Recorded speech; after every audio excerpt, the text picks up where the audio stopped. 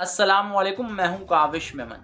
काफ़ी अरसे बाद मैं एक वीडियो रिकॉर्ड करने के लिए जा रहा हूं और यूट्यूब पर ना आने की वजह यह है कि भाई एक चैनल के साथ वाबस्तगी इख्तियार कर ली है और दूसरा ये कि और भी कुछ मसरूफियात हैं, तो इस वजह से यूट्यूब की वीडियो के लिए टाइम नहीं मिल पा रहा। लेकिन आज हाज़िर खिदमत है।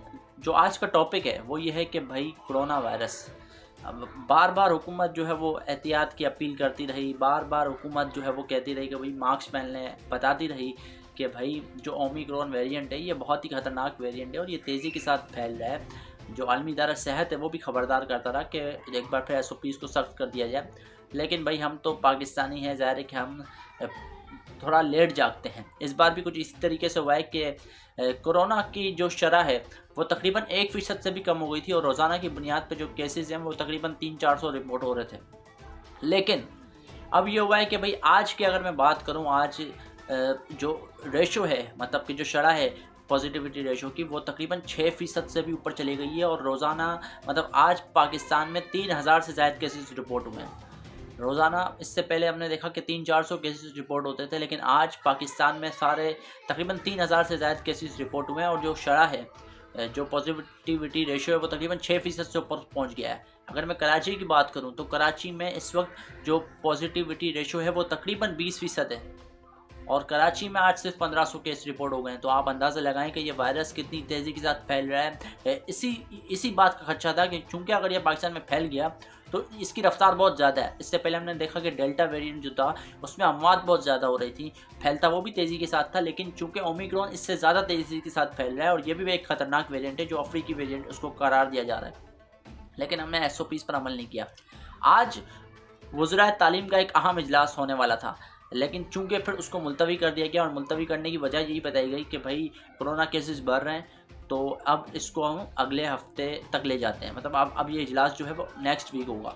तो भाई अब नेक्स्ट वीक तक क्या करेंगे? क्या तालीमी इदारे खुले रहेंगे? और अगर खुले रहेंगे तो फिर एसओपीज़ का क्या होगा?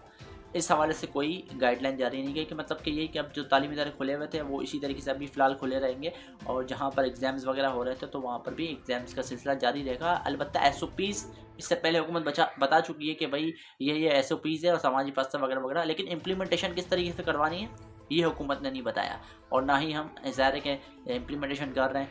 हम मास्क नहीं पहन रहे, हम समाजी फासला इख्तियार नहीं कर रहे, हम सैनिटाइज़र का इस्तेमाल नहीं कर रहे, तो फिर ये ज़ाहिर है कि ये वायरस फैलेगा। अब आप देख लें कि जो शरह तकरीबन 1% से भी कम थी वो अब 6% तक पहुँच गई है और बहुत डबल डिजिट में इजाफा हो रहा है, मल्टीप्लाई हो रहे हैं। पहले तो ये होता था प्लस होते थे केसेस, अब मल्टीप्लाई हो रहे हैं। आप देखें ना कि 300, 350, 400 केसेस रिपोर्ट होते थे, अब 3000 हो रहे हैं। आज 3000 हुए हैं, मुमकिन है कल 6000 हो जाए, 9000 हो जाए।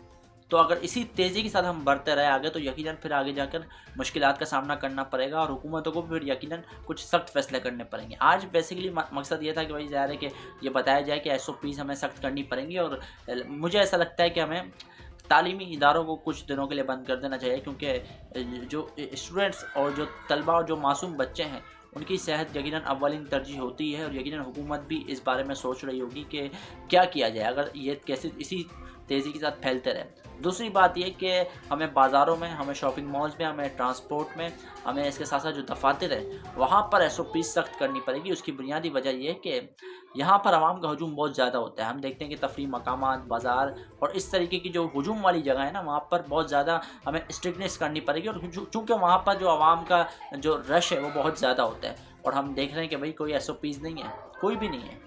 बस दिखाने के लिए, बस कुछ मीडिया पे चलाने के लिए एक दो जगहों पर छापे मार देते हैं और फिर जो है वो उनको एसओपीज़ का वो स्टिकर लगा देते हैं कि यहाँ पर एसओपीज़ पर अमल नहीं हुआ। तो भाई एसओपीज़ पर उन 2 दुकानों पर नहीं, पूरे शहर में कहीं भी नहीं हो रहा।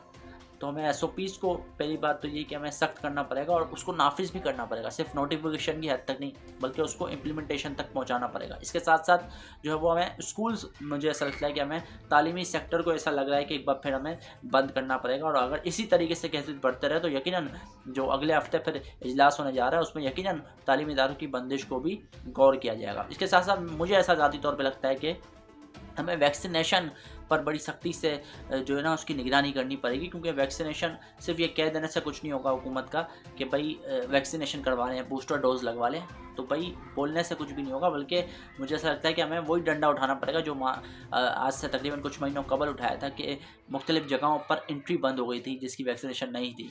तो हमें वैक्सीनेशन के लिए कुछ सख्तियाँ करनी पड़ेगी, क्योंकि चूँकि जो बहुत सी जगहें ऐसी है जहाँ पर हमने देखा कि डेटा में कुछ एरर आ रहा है, मतलब जो वैक्सीनेशन का डेटा है उसमें कुछ एरर है, क्योंकि बाज़ जगहों पर इस तरह की इतलात आई कि भाई वैक्सीनेशन के नाम पर भी फ्रॉड किया गया है और बहुत से लोगों ने वैक्सीनेशन लगवाई नहीं है, लेकिन उनका नादरा में डेटा जो है वो पहुंच गया कि उन्होंने वैक्सीनेशन लगवा ली है। तो ये भी जालसाजियाँ हुई हैं, तो यकीनन इसकी तरफ भी देखना पड़ेगा। और चूंकि अभी इस वक्त जो एनसीओसी मुकम्मल आदाद शुमार दे रहा है कि भाई इतने % बंदों ने वैक्सीन लगवा ली है, तो अभी हमें ये भी कंफर्म नहीं है कि वो बंदे कंफर्म है कि उन्होंने वैक्सीन लगवाई है या फिर वो जाली वैक्सीन उनकी लग चुकी है। तो ये सारी चीज़ें हमें देखना पड़ेगा। बहैसियत कौम हमारी जिम्मेदारी बनती है कि भाई जब एक वबा पूरी दुनिया में है और ज़ाहिर है कि उससे बचने का वाहिद हल है वैक्सीनेशन, मतलब ज़ाहिर है कि वैक्सीनेशन के बाद भी आप कोविड तो हो सकता है, लेकिन चूँकि वो उस खतरनाक हद तक नहीं पहुंच सकता, उस खतरनाक लेवल तक नहीं जा सकता, तो इसलिए वैक्सीनेशन कहीं ना कहीं आपको मतलब के साजगार रहती है। ओमिक्रॉन के हवाले से भी जो माहिरीन है वो यही कह रहे हैं कि भाई ओमिक्रॉन के लिए कोई अलग से वैक्सीन अभी तक आई नहीं है। तो यही वैक्सीनेशंस हैं जो ओमिक्रॉन के लिए भी करामत साबित होंगी, लेकिन हम वैक्सीनेशन ही नहीं करवा रहे। हम अभी तक उसी चक्कर में लगे हुए हैं कि भाई ये इस मुल्क की साजिश है, ये उस मुल्क की साजिश है। तो किसी की साजिश नहीं है भाई। अब हज़ारों ऐसे लोग हैं जिन्होंने वैक्सीनेशन करवा भी लिए, तो आप उनसे सबक सीखें, आप उनसे सीखें कि उन्होंने किस तरीके से एक ज़िम्मेदार शहरी होने का सबूत दिया है, और वैक्सीनेशन करवाएँ अपनी, ज़रूरी है, लाजमी है। काविश मेमन को इजाज़त दीजिए। अल्लाह हाफ़िज़।